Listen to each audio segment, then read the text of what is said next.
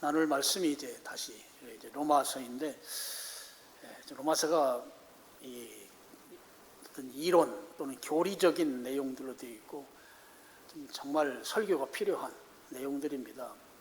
어렵지요. 그래서 좀 딱딱하고 그런데 저는 하나님 앞에 설교를 준비하면서 최대한 좀 쉽게 설명을 좀 하려고 아주 무진 애를 쓰면서 이 로마서 말씀을 여러분들하고 이렇게 나누고 있습니다. 자, 오늘 이제 2절과 3절인데요. 2절과 3절에서 그 유대인들이 예수님을 믿지 않는 이유를 지금 설명하고 있습니다. 왜 유대인들이 예수님 안 믿는가? 2절 하나, 3절 안에서 두 가지 이유가 있는데요. 2절에 첫 번째 그 이유는 2절 내가 증언하노니 그들이 하나님께 열심은 있으나 올바른 지식을 따른 것이 아니니라.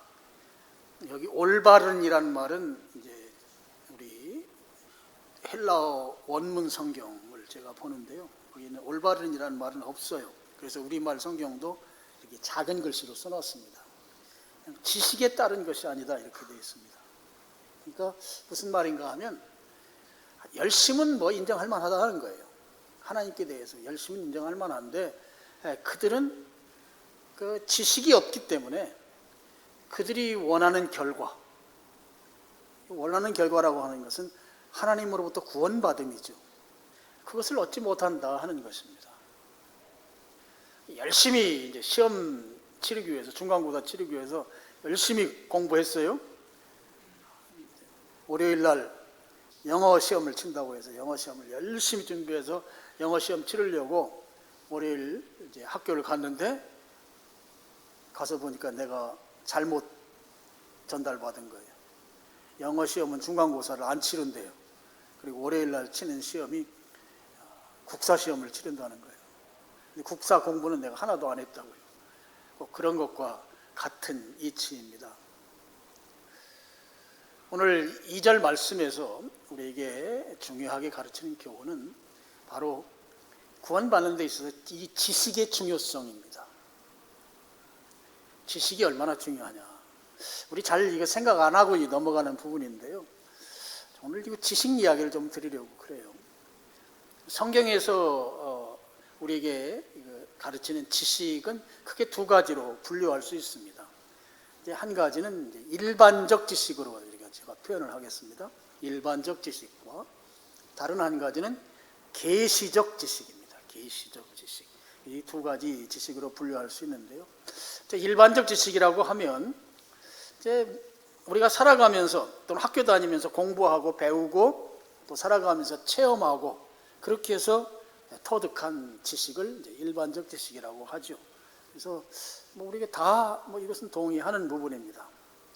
근데 이걸 이제 우리 신앙, 성경 쪽으로 넘어왔을 때 여기에도 일반적 지식이 있어요. 일반적 지식이라 하면 성경 내용을 단순히 그 내용이 무엇인지 이해하는 수준에서 성경 지식을 갖고 있는 것. 이게 이제 일반적 지식입니다.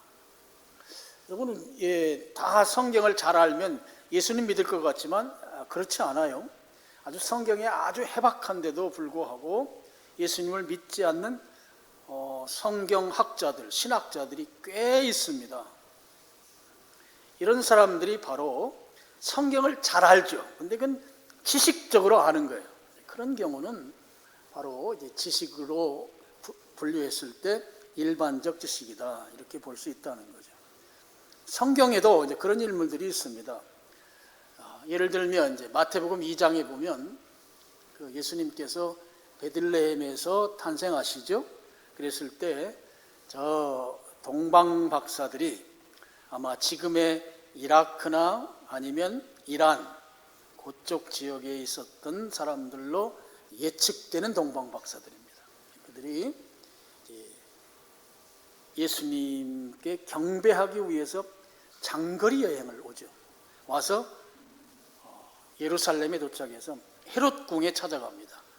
당시 이제 헤롯이 이제 왕이었을 때입니다. 헤롯 궁에 가서 이제 헤롯에게 이제 묻죠. 뭐라고 묻는가 하면 자, 지금 유대인들의 왕이 태어났는데 그 왕이 나신 곳이 어디입니까? 이렇게 물어요. 물었을 때 이제 헤롯은 이제 이게 금시초문이에요. 아니, 내가 왕인데 누가 또 다른 왕이 있냐, 이런 거죠. 그래서 대제사장과 서기관들을 불러 모읍니다. 모아서 자, 지금 저 멀리에서 이 별 연구하는 학자들 왔는데 그 사람들이 지금 유대인의 왕이 어디서 났느냐고 묻는다. 도대체 어디서 났느냐? 너희들 아는 대로 대답해라. 그랬더니 이 사람들이 뭐 성경에 대해서 해박한 사람들 아닙니까?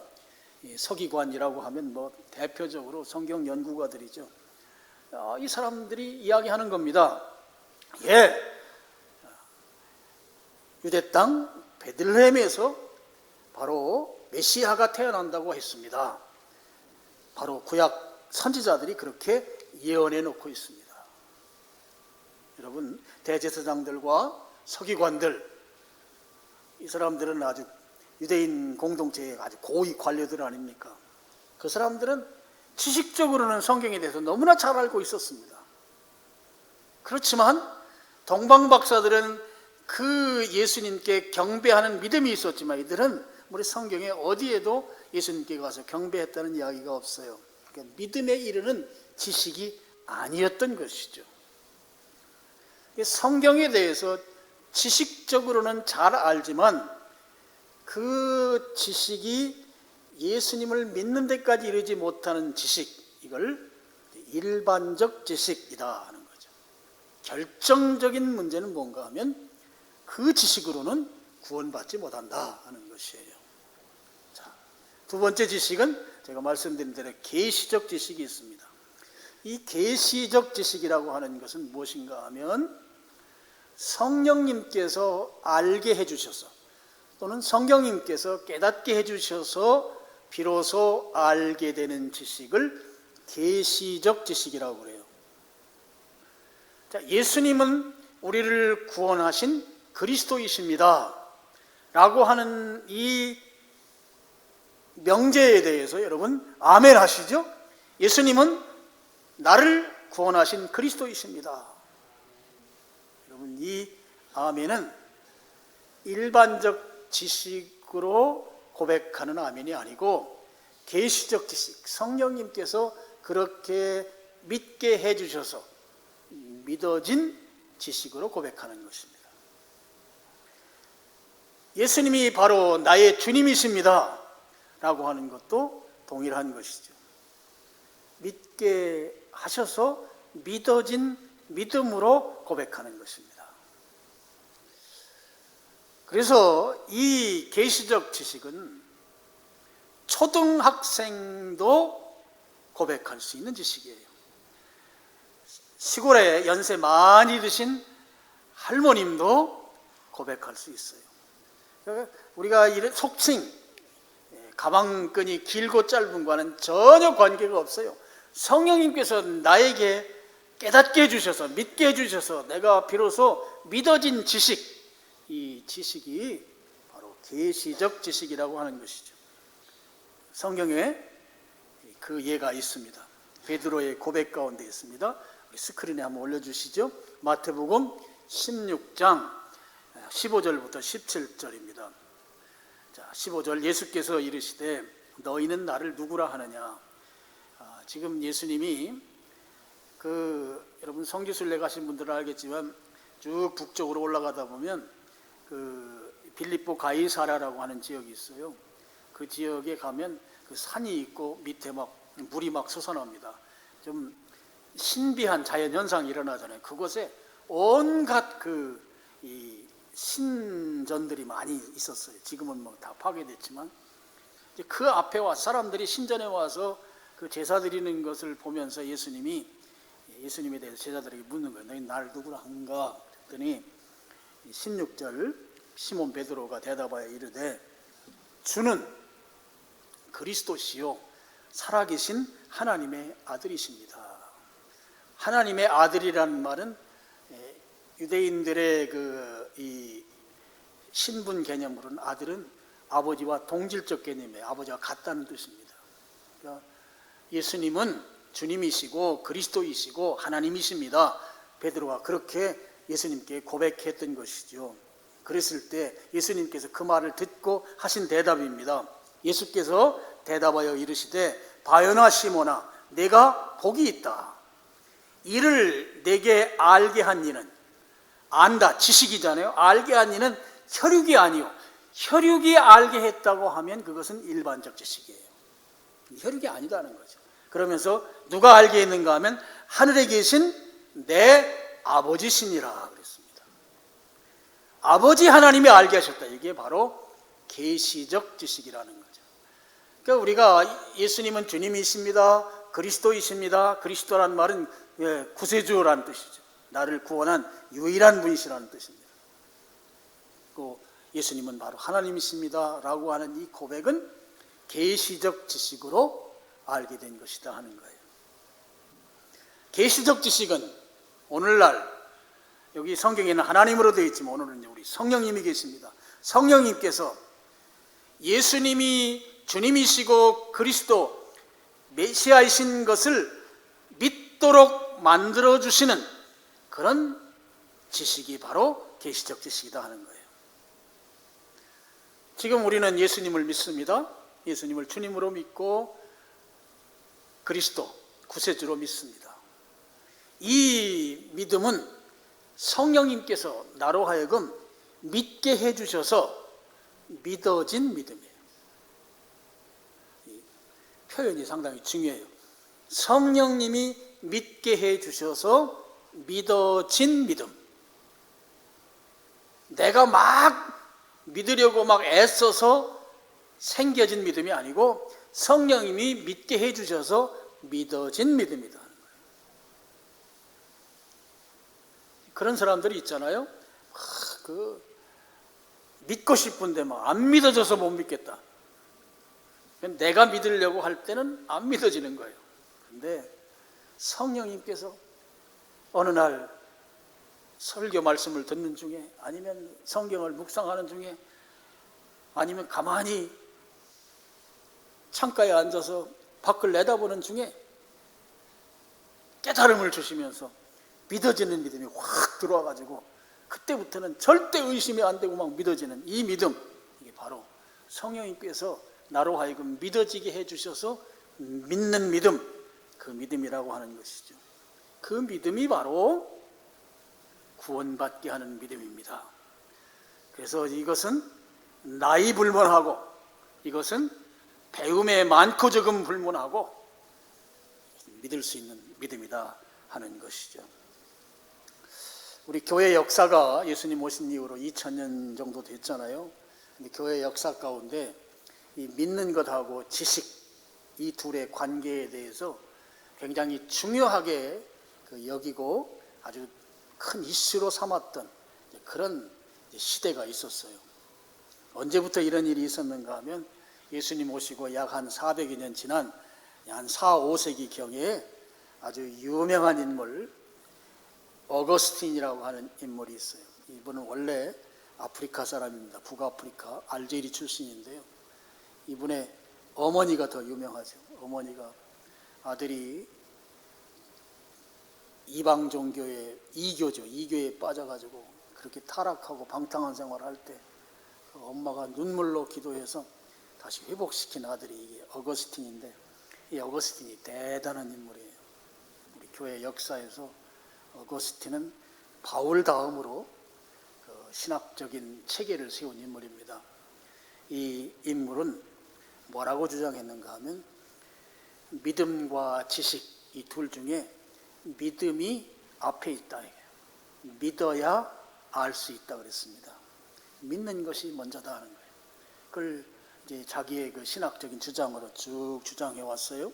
그래서 교회는 그동안 믿어야 아는 것으로 생각하고 쭉 그렇게 교회 역사가 흘러오다가 13세기에 그러니까 한 800여 년쯤 지난 다음에 또 하나의 유명한 인물이 교회 역사 가운데 등장해요.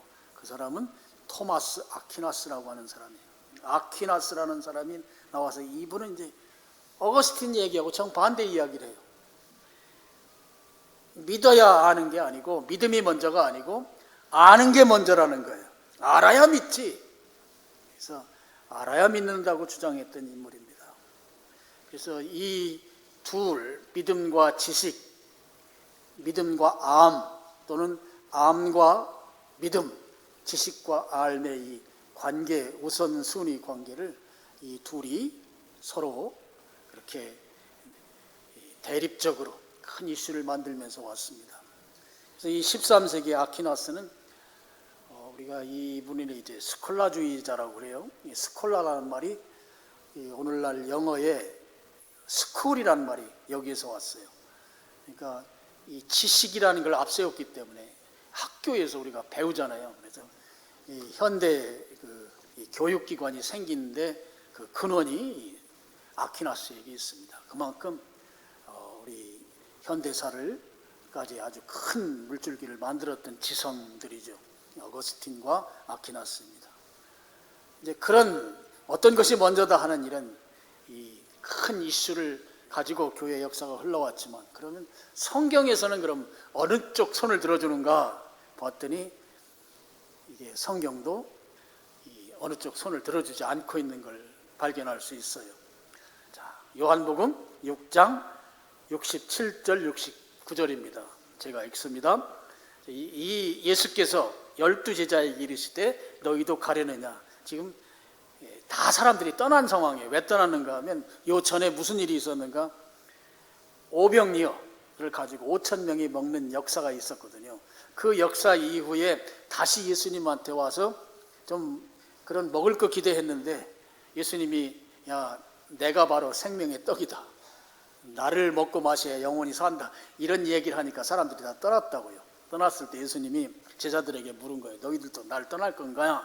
이렇게 물었습니다. 그랬을 때 역시 시몬 베드로가 68절에 시몬 베드로가 대답하되 주여 영생의 말씀이 주님께 있는데 우리가 누구에게 가겠습니까? 안 떠납니다. 이런 말이죠. 자, 69절에 우리가 주는 하나님의 거룩하신 자인 줄 뭐하고 믿고 알았사옵나이다. 헬라어 원문 성경을 봐도 믿는다는 말이 앞에 있어요. 믿고 그 다음에 알았다. 어거스틴의 손을 들어주잖아요. 요한복음은. 근데 똑같이 요한이 쓴 것으로 알려진 요한일서 4장 16절. 그 다음 우리 여긴 같이 읽겠습니다. 시작. 하나님이 우리를 사랑하시는 사랑을 우리가 알고 믿었노니 하나님은 사랑이시라. 뭐하고 믿었다? 알고 믿었다. 요한복음은 믿고 알았다. 요한일서는 알고 믿었다. 어느 쪽 손도 안 들어줘요, 우리 성경. 순서를 따로 정할 수 없다고 하는 걸 알 수 있어요. 지식이 믿는데 아주 밀접한 연관성이 있다고 하는 이 사실 하나만큼은 분명한데 어느 쪽이 앞이다라고 하는 것을 성경은 한쪽 편 손을 들어주지 않고 있습니다. 중요한 건 뭔가? 우리에게는 구원에 이르는 지식이 필요한데 이 지식은 일반적 지식은 아니다 하는 거예요. 무슨 지식이냐? 계시적 지식이어야만 한다. 계시적 지식이 무엇인가? 성령님께서 나로 하여금 알게 해주셔서, 나로 하여금 깨닫게 해주셔서 내가 비로소 그 알게 해주시는 그것을 근거로 믿음에 이르는 그것으로만 구원이 가능하다 하는 사실인 것입니다. 그래서 여러분, 극단적으로 표현하면 세상적 지식은 하나도 없더라도 계시적 지식만 있으면 구원받을 수 있는 거예요. 저 아프리카 정말 그 산골짜기 그 아주 부족으로 살아가는 그 사람들일지라도 그들에게 이 계시적 지식만 임하면 성령님께서 믿게 해주시는, 알게 해주시는 그 지식만 그들에게 임한다고 하면 그들은 그 계시적 지식에 의해서 예수님을 믿는 역사가 일어난다 하는 것입니다. 계시적 지식이 없으면 아무리 율법에 대해서 해박하다 할지라도, 그리고 율법대로 행한다고 할지라도 그는 결코 구원에 이르지 못한다고 하는 이 사실인 것이죠.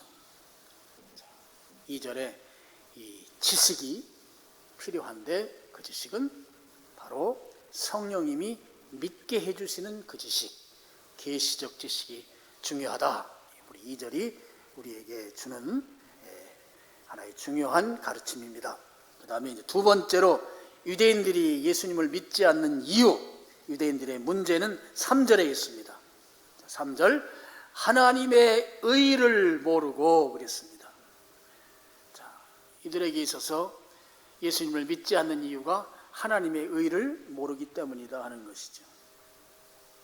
그런데 이게 참 답답한 일이 유대인들은 하나님을 안다고 생각했거든요. 안다고 생각했는데 지금 이 로마서의 진단은 뭔가 하면 그들 하나님의 의를 모른다 하는 것입니다. 자, 그러면 이 모른다고 하는 증거가 뭔가? 3절 하반절입니다. 자기 의를 세우려고 힘써 하나님의 의에 복종하지 아니하였느니라. 여러분, 모르는 증거가 자기 의를 세우는 거예요. 자기 의를 세운 결과 하나님의 의에 복종하지 않는 결과를 만들어냈다고 하는 것이죠. 자, 우리 3절에 보면 의가 하나님의 의, 또 자기 의, 자기 의는 인간의 의죠. 이 두 의가 소개되고 있습니다. 여러분이 자기 의는 무엇인가 하면 나의 행위의 업적을 평가받으려는 의입니다. 평가는 다른 사람이 하는 것이죠. 그러니까 사람들에게 받음으로 인해서 드러나는 의가 자기 의예요. 그래서 유대인들은 율법을 열심히 지켰습니다. 열심히 지키는데 사람들이 보이는 데서 열심히 지켰어요. 율법대로 사는 것이 사람들이 알 수 있도록, 사람들로부터 의로운 사람으로 평가받는 것이 목적이었기 때문에 그런 것이죠. 그것으로 그들은 의에 이른다고 믿었던 거예요. 하나님의 율법을 열심히 지키는 것을 통해서 의에 이른다, 구원받는다고 그들은 믿었습니다. 그런데 그것은 구원받는 하나님의 의가 아니고 바로 자기 의라고 하는 것이죠. 자, 그러면 하나님의 의는 무엇인가? 제가 지지난번 로마서 때 말씀을 드렸어요. 하나님의 의는 한마디로 딱 말하면 예수 그리스도입니다. 자, 의라고 하는 이 체다카라고 해요. 히브리 말로. 이 체다카의 정의는 무엇인가 하면 이제 그 하나님 계신 이 경계, 하나님의 그 울타리, 그 경계를 나누는 이 잣대 또는 기준, 이게 바로 하나님의 의거든요. 그런데 이 경계를 나누는 잣대가 무엇인가 하면 바로 예수 그리스도입니다. 예수 그리스도가 그래서 하나님의 의가 되는 것이죠. 그래서 여러분, 하나님의 의의 기준에 들어가려고 하면, 하나님의 편이죠. 하나님의 편에 들어가려고 하면 예수 그리스도를 믿는 믿음 안에 있을 때에 비로소 가능한 거예요. 예수님을 믿는 믿음 안에 있을 때 하나님 편이 되는 것이고, 그게 바로 구원인 것이죠. 자, 고린도후서 5장 21절입니다. 여러분, 여기 같이 한번 읽겠습니다. 시작. 하나님이 우리를 대신하여 죄로 삼으신 것은 우리로 하여금 그 안에서 하나님의 의가 되게 하려 하심이라.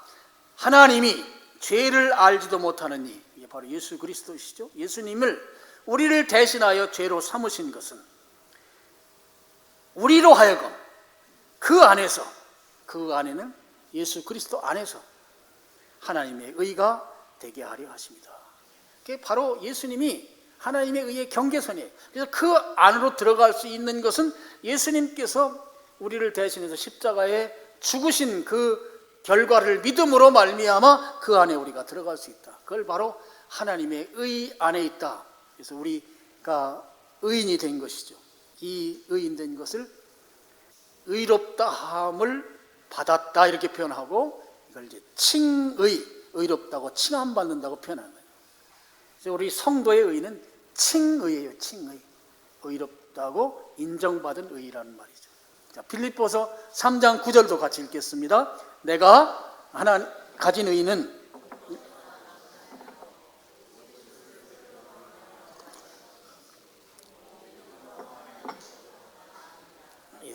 예수 그리스도를 믿음으로 말미암아 하나님 의 안에 들어간다. 어렵죠? 안 어려워요? 그래서 잠시라도 생각을 딴 데 두면 이제는 뭔 말인지 잘 따라오질 못해요. 혹시 그러신 분 계시면 우리 이제 유튜브에 제 설교가 올라가니까 유튜브를 한번 조용한 시간에 들으시면 좀 이해가 될 수 있습니다. 이게 좀 어렵지만 너무 중요한 내용들이어서 그래서 저는 쉽게 하려고 좀 무진애를 쓰면서 지금 여러분에게 말씀을 드리고 있습니다만 어쨌든 너무 중요한 내용입니다. 그냥 지나갈 수 없고 이런 것들을 바로 우리가 알고 깨달아야 우리의 구원의 확신도 같지만 동시에 흔들리지 않는 믿음으로 살아갈 수 있어요. 자, 예수님을 믿음으로 의롭게 되는 의, 이게 바로 하나님의 의죠. 이 하나님의 의로 우리가 칭의를 입은 자들로서 바로 그리스도인입니다. 그런데 만약에 하나님의 의에 무지하면, 하나님의 의를 모르게 되면 반작용, 그것에 대한 부작용이 나타나게 되는데요. 그것이 바로 자기 의를 세우는 것입니다. 내 지식, 또 내 노력, 내 행위로 의롭게 되려고 힘쓰는 거예요. 애쓰는 것이에요. 그래서 그 힘쓴다는 말이 3절 안에 있습니다. 3절 보면 하나님의 의를 모르고 자기 의를 세우려고 힘써 그랬잖아요. 힘써가 바로 그런 의미예요. 하나님의 의를 모르는 자에게 나타나는 반작용 내지는 부작용이 내 의를 세우려고 노력하는 거예요. 힘쓰는 것이에요. 이게 바로 부작용입니다. 그래서 자기 의를 세우려고 하다 보니까 하나님의 의에는 당연히 불순종하는 거예요. 복종하지 아니하는 것입니다. 그래서 그들에게는 하나님의 의인 예수 그리스도가 불편한 존재예요. 필요 없는 존재예요. 거추장스러운 존재예요. 거리끼는 존재예요. 그래서 유대인들은 예수님 공생의 기간 동안에 사사건건 예수님과 맞붙어서 논쟁을 벌였어요. 그러다가 예수님께서 하나님의 아들이라고 하니까 그것을 빌미로 해서 예수님은 하나님께 대해서 신성모독죄, 감히 하나님이라고 하느냐 해서 결국 예수님을 죽이는데 아주 적극적으로 나섰던 사람들이 바로 이 자기 의를 세우려고 애썼던 그 유대인들이었던 것이죠. 하나님의 의를 안다고 믿었던 유대인들, 율법을 지키면 구원받는다고 믿었던 그들은 율법을 지키는데 아주 몰두했던 것입니다. 그것이야말로 자기들은 구원받는다고 믿었던 것이죠. 이것이 바로 자기 의라는 거예요. 그런데 그렇게 노력해봐야 그것은 구원받는 의가 아니었던 것이죠. 결국 유대인들이 예수님을 믿지 못한 것, 유대인들에게 있어서 가장 큰 문제는 바로 하나님의 의를 안다고 믿는 그들이었지만 실상은 하나님의 의를 모르는 자들이었다. 그래서 결과적으로 그들은 구원받지 못했다 하는 것입니다. 자, 사도행전 2장 36절로 38절이 오늘 이제 결론처럼 여러분에게 드리는 말씀인데요. 여기를 제가 좀 설명하면서 말씀을 드리겠습니다. 36절, 이게 베드로가 이제 성령의 충만함을 받고 예루살렘에서 설교한 내용이에요. 그 설교한 이후에 일어난 현상들입니다. 그런즉 이스라엘 온 집은 확실히 알지니, 여기 이제 집이란 말은 우리 헬라 말에서 하우스를 뜻하기도 하지만 컨트리, 나라를 뜻하기도 해요. 민족을 뜻합니다. 그래서 이스라엘 온 집은 바로 이스라엘 민족에 대해서 하는 말이죠. 이스라엘 온 집은 확실히 알지니 너희가 십자가에 못 박은 이 예수. 유대인들이 예수님 죽였다는 거예요. 십자가에 못 박아 죽였다. 그 예수를 하나님이 거기에 한마디를 더 첨가시켰으면 너무나 좋을 뻔했는데, 한마디가 하나님이 살리셔서, 이 말이 들어가면 더 우리가 이해하는 데 좋을 뻔했어요. 하나님이 살리셔서, 너희들이 죽였는데 하나님이 예수님을 살리셔서 주와 그리스도가 되게 하셨느니라. 예수님이 누구신가? 바로 우리의 주님이시며 그리스도, 바로 구세주이시다 하는 것이죠. 37절, 예수님이 주와 그리스도라고 하는 이것은 바로 복음이죠. 복음. 예수님이 나의 주님이시고 그리스도이십니다. 이게 바로 복음입니다. 그랬을 때 37절, 그 말 듣고, 이 복음을 듣고 마음에 찔렸다 이렇게 되어 있어요. 이 마음에 찔린 것이 무엇인가 하면 성령님의 역사예요. 성령님께서 복음을 듣고 복음에 반응하도록 역사하신 것이 바로 마음의 찔림이죠. 마음에 찔려서 베드로와 다른 사도들에게 물어 이르되, 형제들아 우리가 어찌할꼬 하거늘. 어찌할꼬, 이 말이 무슨 말인가? 우리가 어떻게 해야 하는가? 우리가 무엇을 해야 하는가? 제자들에게 질문한 것입니다. 성령의 그 역사로 마음에 찔리는 현상이 일어났어요. 믿어지게 하는 믿음이 생기도록 성령님이 내 안에 역사하셨단 말이에요. 마음에 찔려서. 그럼 이제 우리가 어떻게 해야 되는가? 이 말은 무슨 말이에요? 지금까지 우리가 일반적 지식, 세상적 지식으로 구원에 이르려고 노력했는데, 그게 아니라는 걸 이제 깨달았습니다. 우리에게는 계시적 지식이 없습니다. 이런 고백인 것이죠. 우리가 어찌할꼬? 내게 계시적 지식이 없어서 구원받지 못했군요. 이 사실을 내가 비로소 깨달았습니다. 그럼 어떻게 해야 되는가? 베드로가 이제 말하죠. 베드로가 이르되 너희가 회개하여. 회개는 성령님께서 내 안에 깨닫게 해주신 것에 대한 나의 반응이죠. 성령님의 역사에 대한 반응이 회개입니다. 회개. 지금까지 구원에 대해서 엉뚱한 데서 구원을 추구했던 것, 잘못된 것을 알고 주님께로 돌아오는 것, 회개죠. 회개하고 각각 예수 그리스도의 이름으로 침례를 받고, 침례는 회개한 것에 대한 외적 간증입니다. 겉으로 내가 표현하는 거예요. 난 회개한 사람입니다. 침례를 받고 죄사함을 받으라. 우리 성경은 침례 받는 것 따로, 죄사함 받는 것 이렇게 분리되어 있는데, 헬라 원문 성경이나 영어 성경 같은 데는 여기 다 이어놨어요. 침례를 받고가 아니고 침례를 받음으로 죄사함을 받으라 이렇게 되어 있어요. 침례가 꼭 물속에 들어갔다 나오는 이걸 말하는 게 아니고, 회개에 대해서 내가 고백함으로 말미암아 죄사함에 이르도록 하나님께서 주시는 죄 용서를 받으라 하는 것이죠. 그리하면 성령의 선물을 받으리니. 자, 이 문맥적으로 볼 때 여기에서 성령의 선물은 구원입니다. 구원받는 거예요. 자, 그러면 지금 이 사도행전 2장 36절부터 38절까지는 우리가 구원받는 이 순서, 질서를 너무나 명백하게 소개하고 있어요. 자, 순서의 첫 번째가 뭐예요? 36절에 예수님이 우리의 주님이시고 그리스도이십니다 라고 하는 이 복음이 내게 들려지는 것, 이게 첫 번째입니다. 복음을 내가 들어야 돼요.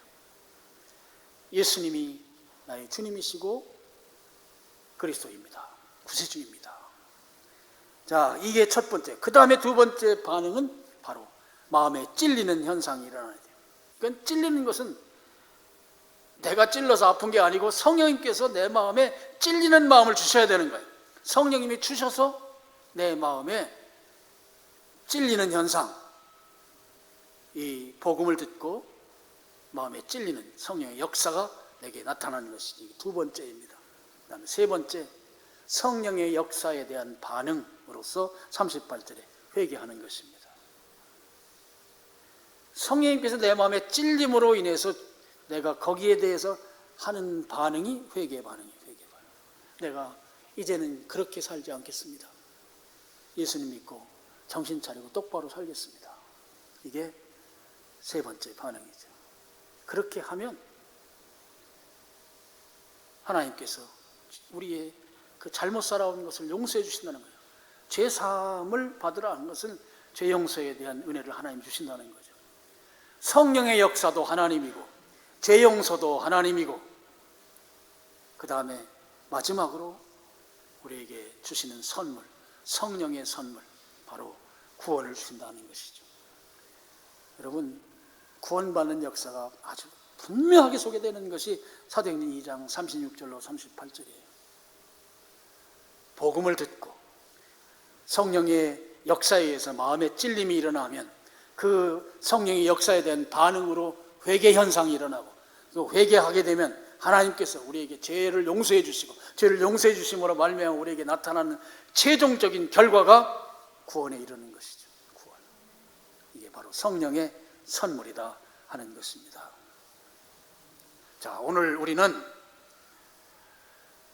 예수님을 주님으로, 그리스도로, 또는 예수님을 주님으로, 구세주로 그렇게 고백하는 성도들인 것을 우리가 그렇게 자신 있게 하나님 앞에서 고백할 수 있는 여러분 되시기를 축원합니다. 예수님이 나의 주님이십니다. 아멘. 예수님이 나의 그리스도 주님이십니다. 구세주입니다. 아멘. 근데 이것이 내 자의에 의해서 고백되는 것이 아니고 성령님이 그렇게 깨닫게 해주셔서, 그렇게 믿어져서 믿음으로 고백하는 믿음을 우리가 갖게 되었다는 것이죠. 내가 예수님을 주님이라고 고백하고 구세주로 고백하는 건 이건 어마어마한 일이에요. 성령님이 내게 역사하셨다고 하는 이 증거가 바로 나의 그 고백이거든요. 그 고백한 여러분이 지금 이 예배의 자리에 와 있는 거예요. 엄청난 일입니다. 엄청난 일. 경천동지할 일이라고요. 여러분, 이게 바로 성령의 선물이래요. 선물은 공짜예요? 돈 주고 사는 거예요?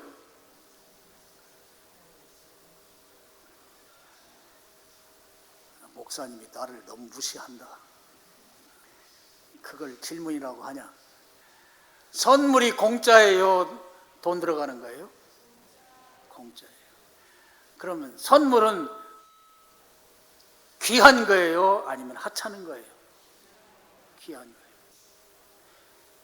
귀한 거라고. 우리가 받은 구원이 귀한 거예요. 귀한 거예요.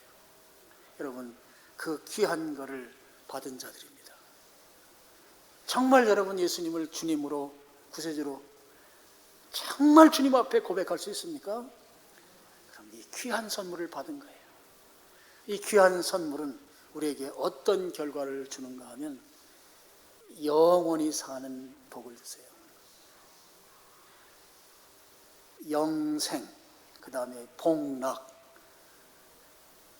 영원히 사는 복을 주시고, 낙은 즐거울 낙자예요. 즐겁게 사는, 영원히 즐겁게 사는 복을 우리에게 이 성령의 선물로 주셨다고요.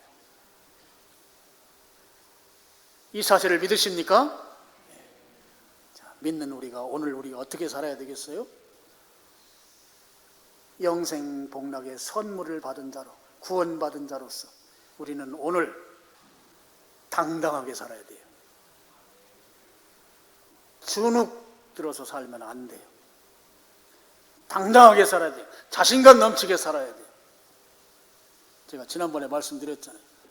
자식이 뭐가 좀 잘못하고 아니면 뭐 좀 주식 투자했다가 돈을 많이 날리고 해가지고 막 주눅 들어가지고 고개 팍 수그리고 맨날 그 알코올에 취해가지고 사는 그 자식이 있고, 이게 A, B, 아 내가 그때 실수했는데 앞으로는 실수 안 하겠습니다 하고 당당하게 떳떳하게 밥도 잘 먹고 술 안 마시고 그러는 자식 B. 그러면 어떤 자식이 좋아요? A예요? B예요? 금방 대답해 주셔서 고마워요. 일부 예배 때 죽어도 대답 안 하더라고. 우리가 그런 자입니다. 지금 내가 조금 실수하고 좀 잘못하고 조금 흠집이 있더라도 우리는 성령의 선물을 받은 자예요. 존귀한 선물을 받은 자란 말이에요. 그래 당당하게 자신감 있게 살면 하나님께서 백업 시켜주십니다. 다 채워주신다고요. 이걸 믿는 여러분 되시기를 주님의 이름으로 축원합니다. 그렇게 주님께서 주실 것이에요. 그 믿음 가지고 살아가십시다. 자신감 있게 사세요. 어깨에다 힘 좀 주셔도 괜찮아요. 오늘 예배당 나가면서 이 당당함과 자신감, 그리스도인이 갖는 이 당당함을 가지고 여러분 살아가는 여러분 되시기를 주님의 이름으로 축원합니다. 기도하겠습니다. 하나님 아버지 감사합니다.